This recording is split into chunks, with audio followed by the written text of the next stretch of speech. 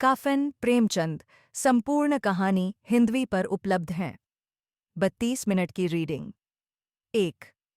झोंपड़े के द्वार पर बाप और बेटा दोनों एक बुझे हुए अलाव के सामने चुपचाप बैठे हुए थे और अंदर बेटे की जवान बीवी बुधिया प्रसव वेदना में पछाड़ खा रही थी। रह रहकर उसके मुंह से ऐसी दिल हिला देने वाली आवाज निकलती थी कि दोनों कलेजा थाम लेते थे। झाड़ों की रात थी। प्रकृति सन्नाटे में डूबी हुई। सारा गांव अंधकार में लय हो गया था। घीसू ने कहा, मालूम होता है बचेगी नहीं। सारा दिन दौड़ते हो गया। जा देख तो आ। माधव चिढ़कर बोला, मरना ही है तो जल्दी मर क्यों नहीं जाती? देखकर क्या करूं? तू बड़ा बेदर्द है बे। साल भर जिसके साथ सुख चैन से रहा, उसी के साथ इतनी बेवफाई। तो मुझसे तो उसका तड़पना और हाथ पांव पटकना नहीं देखा जाता। चमारों का कुनबा था और सारे गांव में बदनाम। घीसू एक दिन काम करता तो 3 दिन आराम करता। माधव इतना कामचोर था कि आध घंटे काम करता तो घंटे भर चिलम पीता। इसलिए उन्हें कहीं मजदूरी नहीं मिलती थी। घर में मुट्ठी भर भी अनाज मौजूद हो तो उनके लिए काम करने की कसम थी। जब 2-4 फके हो जाते तो घीसू पेड़ पर चढ़कर लकड़ियां तोड़ लाता और माधव बाजार से बेच लाता, और जब तक वह पैसे रहते दोनों इधर उधर मारे मारे फिरते। गांव में काम की कमी न थी। किसानों का गांव था। मेहनती आदमी के लिए 50 काम थे। मगर इन दोनों को उसी वक्त बुलाते जब 2 आदमियों से एक का काम पाकर भी संतोष कर लेने के सिवा और कोई चारा न होता। अगर दोनों साधु होते तो उन्हें संतोष और धैर्य के लिए संयम और नियम की बिल्कुल जरूरत न होती। यह तो इनकी प्रकृति थी।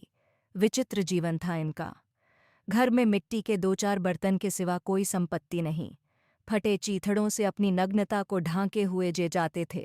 संसार की चिंताओं से मुक्त, कर्ज से लदे हुए, गालियां भी खाते, मार भी खाते, मगर कोई गम नहीं। दीन इतने की वसूली की बिल्कुल आशा न रहने पर भी लोग इन्हें कुछ न कुछ कर्ज दे देते थे।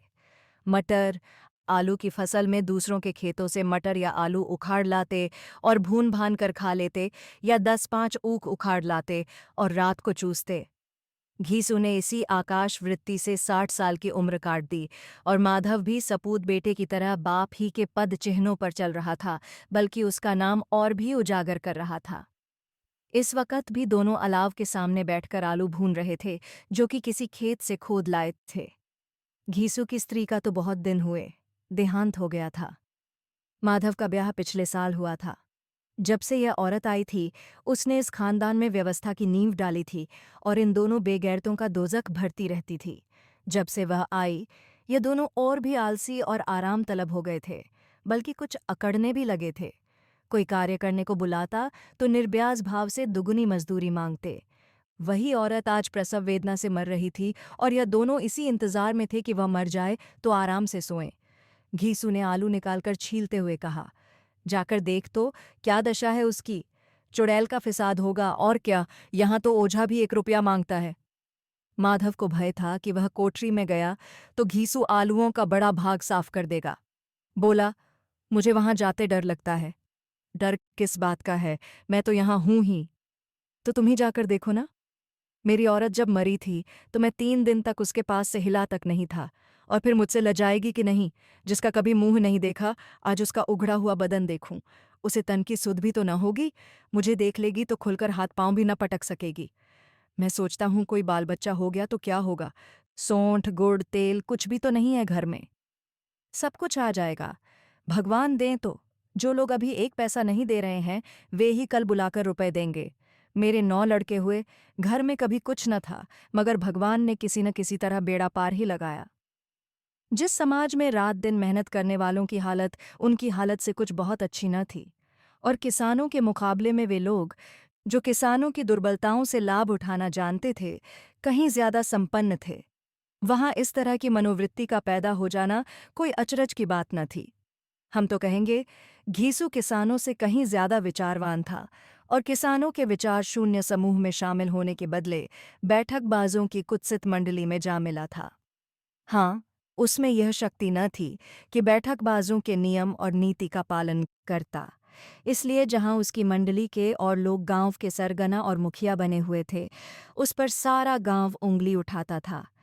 फिर भी उसे यह तस्कीन तो थी ही कि अगर वह फटेहाल है तो कम से कम उसे किसानों की सी जी तोड़ मेहनत तो नहीं करनी पड़ती और उसकी सरलता और निरीहता से दूसरे लोग बेजा फायदा तो नहीं उठाते।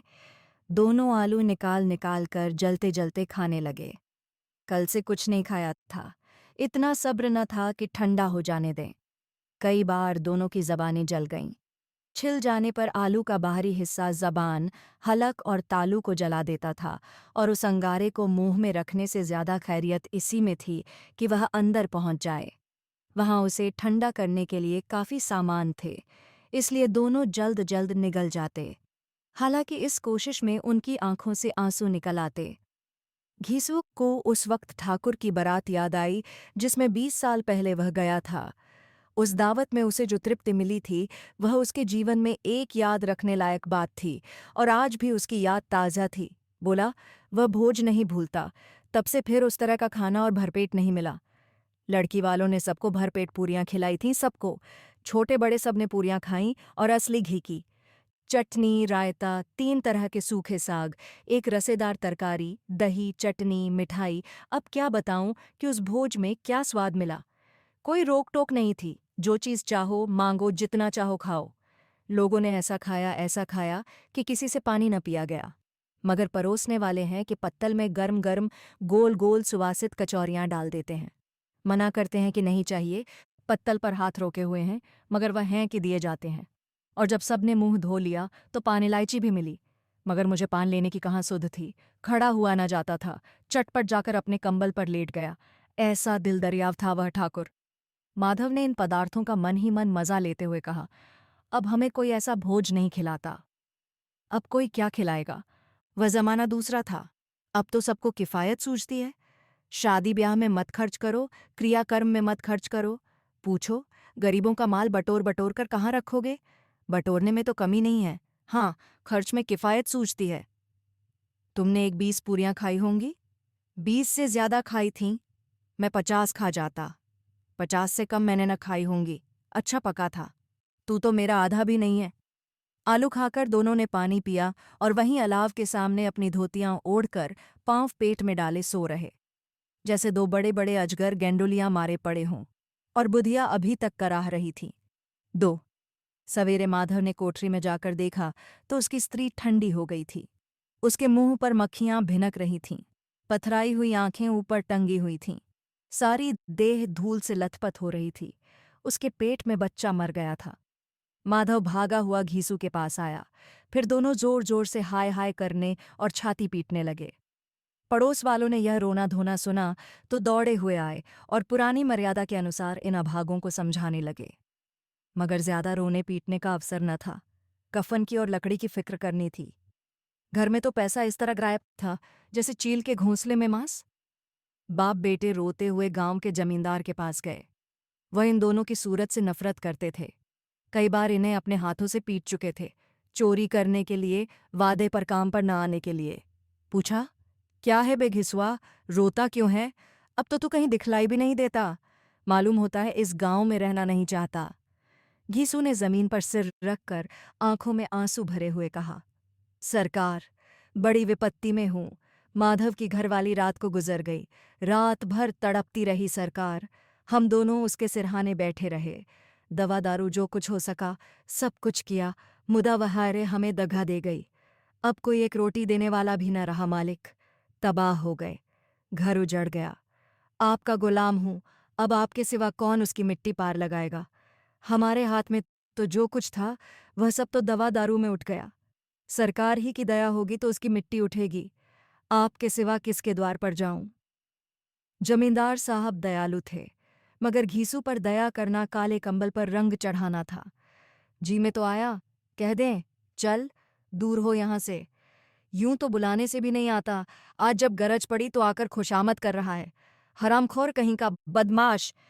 लेकिन यह क्रोध या दंड देने का अवसर न था। जी में कुड़ते हुए 2 रुपए निकालकर फेंक दिए, मगर सांत्वना का एक शब्द भी मुंह से न निकला। उसकी तरफ ताका तक नहीं, जैसे सिर का बोझ उतारा हो। जब जमींदार साहब ने 2 रुपए दिए तो गांव के बनिए महाजनों को इनकार का साहस कैसे होता। घीसू जमींदार के नाम का ढिंढोरा भी पीटना खूब जानता था। किसी ने 2 आने दिए, किसी ने 4 आने। 1 घंटे में घीसू के पास 5 रुपए की अच्छी रकम जमा हो गई। कहीं से अनाज मिल गया, कहीं से लकड़ी, और दोपहर को घीसू और माधव बाजार से कफन लाने चले। इधर लोग बांस-वांस काटने लगे। गांव की नर्मदिल स्त्रियां आ आकर लाश देखती थीं और उसकी बेकसी पर 2 बूंद आंसू गिराकर चली जाती थीं। 3 बाजार में पहुंचकर घीसू बोला, लकड़ी तो उसे जलाने भर को मिल गई है, क्यों माधव? माधव बोला, हाँ लकड़ी तो बहुत है, अब कफन चाहिए। तो चलो कोई हल्का सा कफन ले लें। हाँ और क्या, लाश उठते उठते रात हो जाएगी, रात को कफन कौन देखता है? कैसा बुरा रिवाज है कि जिसे जीते जी तन ढांकने को चीथड़ा भी न मिले, उसे मरने पर नया कफन चाहिए। कफन लाश के साथ जल ही तो जाता है, और क्या रखा रहता है? यही 5 रुपए पहले मिलते तो कुछ दवा दारू कर लेते। दोनों एक दूसरे के मन की बात ताड़ रहे थे। बाजार में इधर उधर घूमते रहे। कभी इस बाजार की दुकान पर गए, कभी उसकी दुकान पर।